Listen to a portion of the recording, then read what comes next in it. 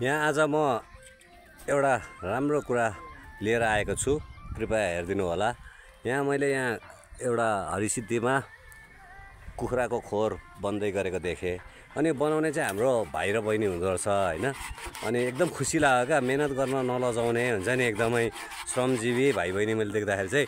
उहाँ भाइ बहिनी चाहिँ फेरि यो भाइ बहिनी काम गरेको भन्दा पनि उहाँहरू चाहिँ साली भेना हुँदो रहेछ क्या। साली भेना यसरी मेहनत गरेको देख्दाखेरि मलाई एकदम खुल्दुली भएर एकदमै हुन्छ नि, मलाई यो भिडियो बनाउनु मन लाग्यो र उहाँहरूको जिज्ञासा पनि हुन्छ नि लिन मन लाग्यो हैन। खुसी लाग्यो क्या। जस परख गर्ने मान्छेहरू, मेहनत गर्ने मान्छेहरू कहिले पनि हार हुँदैन भन्छन् हैन। त्यसरी नै उहाँ लागिराख्दाखेरि चाहिँ मलाई एकदम खुसी लागेको भएर। बहिनी, हजुरको शुभ नाम के पर्यो? हजुर रेणुका प्रजा। कहाँ पर्यो हजुरको घर चाहिँ? धादिङ। अनि यहाँ चाहिँ कहाँ बस्नुहुन्छ? टौखेलमा। अनि कति पढ्नु भएको छ हजुरले? हजुर 8 पढ्नु भएको। हजुर अनि अरू चाहिँ 8 पढ्ने हुँदा त हुन्छ नि, यो काम गर्ने 8 पढेको छु म भनेर हुन्छ नि, यो हाम्रो के भन्छ, यो घर बनाउने कामहरू हुन्छ नि, एक किसिमको भनौँ न मजदुरी गर्दा लजाउँछन्। तर तपाईँ चाहिँ नलजाइकन हुन्छ नि इन्टरभ्यू पनि दिन्छु भनेर हुन्छ नि निर्धक्क आउनुभयो। किन त तपाईँ र अरूमा चाहिँ फरक? यस्तो हो नि त, अब कुनै पनि काम सानो ठुलो हुँदैन नि त। हजुर काम त गर्नुपर्छ। हजुर त्यसमा लजाएर नि के फाइदा छ? एकदम मेहनत गर्नलाई हैन। त्यही माथि फेरि कस्तो भने घर बनाउने हुन्छ नि, अब यो तार काटिराख्नु भएको छ हैन। अब तपाईँको यो बाँस काटिराखेको छ, बाँस ठोकिराख्नु भएको छ हुन्छ नि, यहाँ यो माटो भरिराख्नु भएको छ।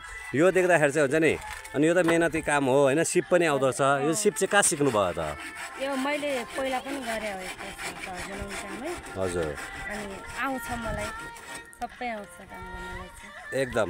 अनि हजुरको बिहा त भएको छैन नि? छैन। ए भनेपछि हजुरसँग बिहा गर्ने मान्छे चाहिँ पुरा भाग्यमानी हुने रहेछ क्या। अब श्रमजीवी महिलासँग बिहा गर्ने मान्छे हुन्छ नि। कति वर्ष पुग्नुभयो हजुर भन्नु मिल्छ? 19 पुरा भयो 20 लाग्यो। ए भनेपछि लगभग बिहा गर्ने उमेर पनि आइसकेको छ। भिनाजुसँग काम गरिरहनु भएको छ। पछिल्लो दिनमा चाहिँ हुन्छ नि, अब हस्बेन्डसँग पनि काम गर्ने। अब एकजनाले मात्र घर चलाउन गाह्रो हुन्छ हो, यस दुवैजना मिलेर गर्नुपर्छ। एकदम। दिदी भिनाजुलाई सपोर्ट गरिराख्नु भएको छ अहिले हैन।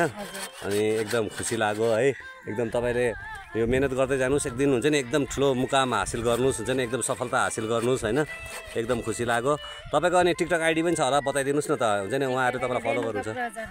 रेणुका प्रजा 1 2 3 केही छ कि छैन? रेणुका प्रजालाई तपाईँहरू फलो गरिदिनुहोस्, हुन्छ नि। यस्तो श्रमजीवी मेहनती हैन बहिनीलाई सपोर्ट गर्नुपर्छ हामी सबैले हैन। काम गर्न नलजाउने, आफ्नो पौरखले खाने हुन्छ नि। मान्छेहरू यो उमेरमा डिस्को हुन्छ नि, 19 वर्षको मान्छेहरू डिस्को जाने हुन्छ नि, डान्स जाने, यहाँ घुम्ने गर्ने चाहिँ उहाँ मेहनत गरिराख्नु भएको छ हुन्छ नि। उहाँलाई हामी सपोर्ट गर्नुपर्छ। एकदम धन्यवाद है, तपाईँलाई शुभकामना है। ल भाइसँग पनि कुरा गरेर हालौँ हुन्छ नि। भाइ चाहिँ अब भिनाजु होइन, के अरे नाम के पर्यो भाइको? आशिष कुमार डाँगा हो। आशिष कुमार डाँगा। अनि घर चाहिँ भाइको? उता टिकापुर कैलाली। हजुर। अहिले विगत केही वर्षदेखि हजुर यता काठमाडौँ बस्नु लागेको। हजुर। अनि पहिला चाहिँ जब गर्थेँ। हजुर। अनि काम गर्दा गर्दै अब कुनै पनि काम सानो ठुलो हुँदैन भन्ने मेरो चाहिँ नि हो। अब यतै अब कोही मान्छे भन्छन् अब भर्खर अब मेरो चाहिँ यस्तो छ, यतातिर काम गरेर केही पनि हुँदैन भनेर मलाई भन्छन्। तर मेरो सोचमा के छ भने अब उता पनि दुःखै गर्नुपर्ने हो, विदेशतिर गए पनि, अनि यता पनि दुःखै गर्नुपर्ने हो। तर यतै त्यो दुःख विदेशमा गर्ने दुःख आफ्नै देशमा गर्दाखेरि हैन, एकदम माटोमा आफ्नै घर परिवारसँग बसेर हैन, परिवारसँग बसेर थोरैमै रमाउन सकिन्छ हैन, रमाउन सकिन्छ भन्ने मेरो चाहिँ एकदम। अनि के हो भने मेन कुरो सुन्दरता भनेकै सिप हो हैन। सिप भन्दा सुन्दर चिज केही पनि छैन संसारमा, छ त हैन। सिपले नै मान्छेलाई तपाईँ यसरी सिप रहेछ हुन्छ नि, र मेहनती हुँदो रहेछ। यस्तो तातो घाममा तपाईँ यसरी मेहनत गरिराख्नु भएको छ हुन्छ नि, यसको प्रतिफल त अवश्य पनि पाउनुहुन्छ हैन। र सालीसँग नै गर्नुभएको छ, श्रीमतीलाई चाहिँ घरमा राखेर साली चाहिँ लिएर आउनु भएछ। अब जब गर्छ ए हजुर, त्यही भएर चाहिँ नि अब उसको ऊ अलग आफ्नो तरिकाले गर्छ। अब दुइटै अब एउटाले गरेर पनि भएन, अब खाली बसेर नि भएन। नानी केटाकेटी? एउटा केटा छ, फुच्चे छ, बाबु छ। हजुर। ऊ अहिले चाहिँ 5 वर्ष जति भयो। अनि स्कुलतिर पनि अब खर्च चलाउनु पऱ्यो, एकदम चलाउनै पऱ्यो।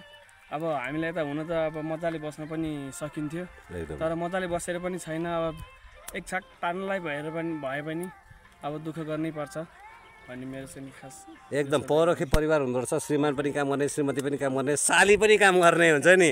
भनेपछि यो घरमा दुःख चाहिँ कहिले पनि हुँदैन क्या, अभाव हुँदैन क्या। कहिले पनि अरूको भरोसा त हिँड्नु परेन नि त होइन, आफ्नै हातमा होइन। पौरख भएपछि आफ्नो काम गरेपछि अर्काको आशा हुनु पर्न। एकदम भाइलाई एकदमै शुभकामना है, राम्रो उन्नति प्रगति होस्, भाइको सफलतामा हुन्छ नि एकदम सफलता होस्। दुईजना सालीलाई पनि भेनालाई पनि है एकदम ल, हस् त, धन्यवाद। हस्, थ्याङ्क यू।